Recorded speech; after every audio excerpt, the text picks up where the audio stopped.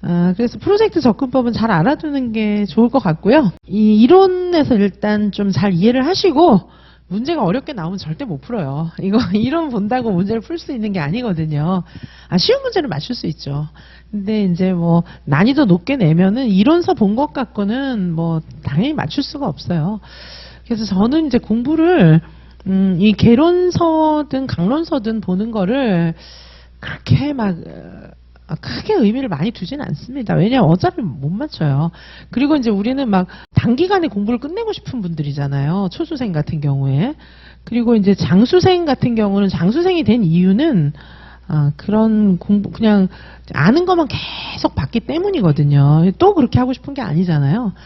그래서 그러기 위해서는 이론을 이해를 하고 결국은 문제를 통해서 자꾸 연말을 해야 돼요. 숙달을 해야 되거든요. 이제 이론을 보고 자꾸 연말을 해야 돼요. 진짜 풀어봐야 되고, 사실 교수들이 맘먹은 문제 엄청 어렵게 낼 수 있어요. 뭐 현장하고 연결해서 몽땅 어렵게 낼 수 있거든요. 근데 이제 난이도라든가 이런 걸 좀 생각하는 양심적인 교수들이 모여 있으면 그 해는 문제가 좀 쉬운 거고, 양심도 없는 뭐 교수들이 그런 양심을 가질 필요도 사실 없긴 하거든요. 양심도 없이 그냥 이제 자기 멋대로 문제를 내면 어려워지는 거고 그런 건데 어떤 사람들이 어떻게 모일지 어떻게 알겠어요. 그래서 우리는 이제 다 준비를 해야 되는 거죠. 왜냐면 올해 꼭 붙어야 되니까. 뭐 올해 또 하고 내년에 또 하고 내년에 또 하고 이럴 거면 내 스타일대로만 공부하면 되는데 어떤 사람들이 들어와서 문제를 내든지 간에 붙어야 되잖아요. 그러면은 이제 제일 어려운 수준을 염두에 두고 준비를 해야 되는 거죠. 충분히 할 수 있고요. 자, 그래서 지금 여기 교재에 나와 있는 프로젝트 접근법은 일단 제 교재에 나와 있는 내용들은 일반적인 이해를 포커스를 한 거예요. 이 정도를 하면 기본 문제는 다 맞춰요. 이 정도를 하면. 근데 기본 문제만 맞춰서는 합격을 못하죠, 지금은. 예. 어떤 분들은 이제 지금 유아임용계에 어떤 분들은 기본만 하고 어려운 문제는 다 틀리세요. 이렇게 얘기를 하는데 저는 그 말이 동의 안 합니다. 처음부터 어떤 거는 틀려도 된다라고 접근을 하면 기본은 그럼 다 맞출 수 있냐는 거죠. 그렇게 접근을 하면 안 돼요. 다 맞출 생각을 해야 되는 거고 이제 2월인데 왜 포기합니까? 그리고 이렇게 기출을 보시면 아시겠지만 어떤 해에는 기본을 넘는 문제가 더 많은 경우도 있어요. 그래서 그건 좀 위험한 얘기예요. 물론 수험생 입장에서 정할 수는 있어요. 수험생 입장에서 나는 기본만 할란다 이렇게 정할 수도 있는데 그건 나는 가르치는 사람이잖아요. 내가 기본만 가르치란다 이러는 거는 그거는 되게 무책임하죠. 저는 다 맞추는 걸 기준으로 가르쳐요. 1차든 2차든. 그렇게 했을 때 저랑 풀어보신 문제 정도면 새로운 문제는 없을 겁니다. 처음 봤어요. 이런 거 없을 거예요. 저랑 문제 풀고 이렇게 1차든 2차든 저랑 공부하시면 한 번 봤는데 기억이 안 나 이럴 수는 있어요. 몇 번 봤는데 기억이 안 나. 근데 몇 번 봤는데 기억이 안 나는 거랑 이게 뭐야 이러는 거랑은 정답 확률이 현저한 차이가 있어요. 자, 그래서 저는 기본이 되는 거는 기본서하고 암기장에서 다 넣어놨어요. 근데 작년 제 암기장 진짜 얇잖아요. 진짜 얇은데 작년을 기준으로 본다면 선생님들이 막 이게 뭐지 막 하는 그런 굉장히 어려운 문제들 있잖아요. 이게 와 이거 진짜 이거 수험생 약 올리려고 낸 거 아니야? 어려운 문제 그것도 암기장에 다 있었어요. 뭐 그림자부터 시작해서 뭐 가드너 뭐 아무튼 뭐 선생님들이 헷갈렸던 혼잣말도 그렇고 헷갈렸던 것들도 거기 싹 다 있었어요. 얇은 책이지만은. 자, 그래서 저는 일단 기본이 된다고 생각하는 것들은 교재와 암기장에 다 넣어놨어요. 근데 암기장 진짜 얇잖아요. 근데 그거를 달달 못 외워요, 그것도 못 외우시더라고요. 근데 제가 이제 선생님들 개인 지도반이나 이런 거 여름 이후에 첨삭해 놓은 거 보면은 올해 합격하신 선생님들 답안지도 제가 어제 다 봤는데 제가 첨삭해 놓은 거 봤는데 거기에도 암기장 좀 외우라고 이런 게 많이 들어 있더라고요. 그래서 이제 붙을 정도 된 선생님들을 봤을 때는 제가 키워드도 줄 다 그어드리고 이거 키워드다 이거 키워드다 줄 다 그어드리고 이제 원인과 결과 써라 이거 왜 이러냐 다 써놨는데 거기에 조언한 거 중에 제가 암기장 정도는 좀 달달 외우시라 그런 얘기도 많이 써놨더라고요. 암기장이 얇은데도. 그래서 일단 거기서 문제가 다 나와도 못 맞춰요. 그래서 공부를 평면적으로 한 방향으로만 해서는 절대 다 맞출 수가 없습니다. 그래서 내가 요거를 공부했어요. 요만큼만 공부했어요. 그럼 거기서 문제 나오면 다 맞출 것 같아요? 전혀 아니에요. 문제가 내가 공부한 거에만 나와도 이게 그 문제인지 이해를 못해요. 예를 들면 작년 좀 아니지만 재작년 그전에 벤매너는 계속 나왔는데 벤매너는 공부 안 한 사람이 어디가 있어요. 다 틀리는 거예요.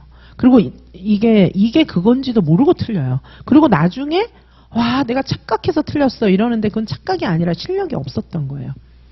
그건 이제 실력이 없는 건 선생님들 잘못은 아니고 문제를 안 풀려준 거지. 자, 그래서 기본 이론을 지금 공부를 하시는데 선생님들께 제가 드리고 싶은 말씀은 기본 이론을 공부하면서 잘 모른다고 너무 스트레스 받지 말라는 거죠. 기본 이론을 공부해서는 이 책을 달달 외울 수도 없고요. 이 책을 달달 외워봤자 틀려요. 그래서 이거는 그냥 이해를 위해서 쭉 보시는 거예요. 그리고 제 책은 얇으니까 그냥 만만하게 보세요. 근데 이 책도 두꺼워요. 이 책도 나중에 하루 만에 보려면 너무 다리에 모래주머니 메고 뛰는 것처럼 두껍습니다. 나중에는 암기장으로 가는 거고요.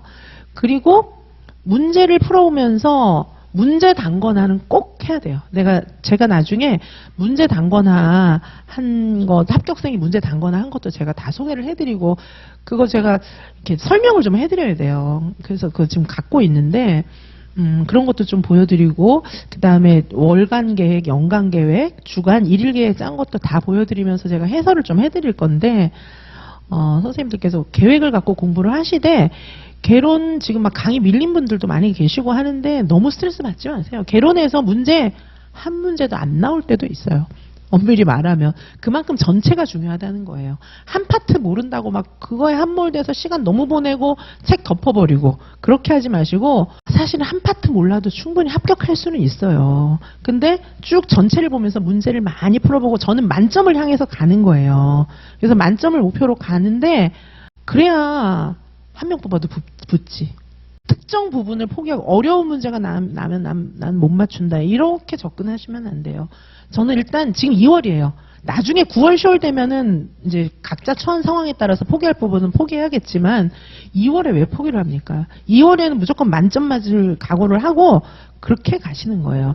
하지만 절망할 필요는 없다는 거죠. 유아교육개론에서 문제 한 문제 안 나오기도 하니까 절망하면 절대 만점 못 받아요. 절망하지 말고 좀 과감하게 몰라도 그냥 가야 돼요. 끝까지 가시면서 나중에 점점 완성해가면서 일단 저랑 같이 공부하는 걸 다 따라오시면은 시험장에 가서 와 뭐야 뭐 이런 생각할 일은 없어요. 제가 작년보다 올해 문제 더 풀 거거든요. 작년에도 문제 진짜 마음껏 풀었는데 작년 강의 듣고 올해 또 들으시는 선생님들 계시는데 작년보다 문제 올해는 더 많이 나갑니다. 그래서 그럴 수밖에 없잖아요. 작년 문제도 좋은데 왜 다 버릴 수는 없고 올해 또 이제 추가하자. 내년엔 더 많겠죠. 어쨌든 이제 문제는 계속 쌓여갈 수밖에 없고 그 중에서 또 빼요. 좀 올드한 문제 빼버리고 또 새로 넣고 이게 이렇게 물갈이가 계속 해마다 되고 있는데 그렇게 하면서 진행을 할 거기 때문에 올해는 작년보다 문제가 더 많아요. 그래서 선생님들께서 문제를 많이 푸는 건 좋은 거예요. 기본서가 두꺼운 건 좋은 게 아니에요. 문제는 아무리 많이 풀어도 넘치지 않습니다. 기본서가 두꺼운 건 좋지 않아요. 그거 소화 못합니다. 절대 소화 못하고 모든 이론들을 다 때려 넣어갖고 묶는 건 누구나 할 수 있어요. 그건 성의 없는 거예요. 그거를 소화해서 추려서 줘야죠. 그래야 소화를 하지. 그걸 다 때려 넣어서 주는 거는 그 뭐 한 10,000페이지 되게 해줄 수 있지. 그거는 바람직한 게 아니에요. 그거 아니고 얇게 해서 선생님들 드리고 많은 문제를 풀려드려야 돼요. 선생님들 뭐 수석 합격자, 그 다음에 뭐 수능에서 고득점자, 뭐 모든 시험의 고득점자를 보세요. 전부 문제를 많이 푼 사람들이에요. 유아임용만 예외일까요? 유아임용 시험은 굉장히 특출나고 독특하기 때문에 유아임용만 예외일까요? 세상에 있는 모든 시험은 다 문제를 많이 풀어야 하는데 유아임용만은 문제를 안 풀고 들어가는 게 정답입니까? 그럴 수는 없잖아요. 저는 상식 그리고 모든 시험의 공통되는 상식을 얘기하는 거예요. 참 상식을 갖다가 이렇게 목소리 높여서 얘기한다는 사실이 참 슬픈데 왜냐하면 유아임용 문제는 문제가 없기 때문에 그거를 정당화하는 거라고 봐요. 문제 많이 푸셔야 됩니다. 시험장 가서 후회하지 않으려면 문제 많이 풀으셔야 돼요. 왜냐하면 제가 늘 얘기하지만 출제자들은 선생님들 상식대로 움직이지 않아요. 선생님들이 요렇게 여기서 요런 방식으로 문제 내주세요. 기출에 요렇게 냈으니까 요렇게 해주세요. 그런다고 그 사람들이 말 들을까요? 전혀 아니에요. 국가교육위원회 이배용 위원장이 어제 보니까 인터뷰도 했더라고요. 선생님들 왜 이주호만 알잖아요. 이주호 장관만, 이주호가 이러면 안 되고 이주호 장관만 아시잖아요. 이주호 장관만 이제 교육의 수장이 아니고 지금은 이제 그 양대 채널로 나누어져 있어요. 국가교육위원회랑 교육부랑. 교육부는 이제 수장이 이주호 씨인데 국가교육위원회 수장은 이배용 위원장이에요. 이화여대 교수 출신인데 그분도 어제 인터뷰도 했어요. 뭐냐면 그 수능을 비롯해서 모든 시험을 단답식으로 가는 거는 있을 수 없다. 또 어제 얘기했어요. 매일 신문기사 계속 줄줄줄 나오고 있어요. 그 얘기를 한참 했더라고요. 그리고 제가 얼마 전에도 얘기했지만 구급공무원 시험도 단답식을 배제한다. 구급공무원 시험도 구급사고력을 강조하겠다. 그렇게 얘기했어요. 구급공무원 시험은 안 바뀌고 있었거든요. 구급공무원 시험은 이제 공무원 시험 문제은행 풀에서 그냥 단답식으로 계속 내오는 게 당연했어요. 뭐 구급공무원 시험까지 뭘 구급사고력이냐 다 그렇게 생각하고 저도 구급공무원 시험은 그냥 뭐 객관식이나 그냥 단답 내면 되지 않아? 저도 그렇게 생각을 했는데 구급공무원도 제가 그 신문기사 캡처해놨어요. 나중에 제가 카페에 한번 올릴게요. 구급공무원 시험조차도 그렇게 얘기했고 이배용 위원장 건 제가 어제 캡처 안 해놨는데 뭐 그거는 쉽게 찾을 수 있을 거예요. 그래서 어쨌든 모든 시험의 추세가 단답을 배제하는 식으로 가고 있고 선생님들 상식적으로 공부를 한번 해보세요. 지금 2019 개정 누리과정, 뭐 구성주의 뭐 이러고 있는데 모든 시험이 다 고급사고력, 뭐 창의력 이런 거 측정하고 있는데 굳이 우리 유아이명 시험만 단답을 하겠습니까? 그러면요 유아이명 시험 볼 필요 없어요. 그 말은 무슨 말이냐면 유아교사는 굉장히 별거 아니란 얘기예요. 그렇게 안 가요. 교사가 얼마나 중요한데 공교육기관의 교사인데 유아교사의 처우는 점점 좋아집니다. 공교육기관이 될 수밖에 없기 때문에. 그래서 지금 블루오션인 상태에서 선생님들이 공부해서 빨리 붙으셔야 돼요. 빨리 붙어서 얼른 이렇게 수험가를 이제 떠나서 빨리 현장으로 나가셔야지. 진짜로 유아이명 교사는 나라에서 굉장히 중요하게 생각하는 그런 존재들이기 때문에 단답식 안 가요. 만약에 단답식으로 옛날로 회귀한다 이러면 유아교사는 별거 아니다라는 사인이에요. 그럼 할 필요 없어요. 근데 그렇지가 않거든요.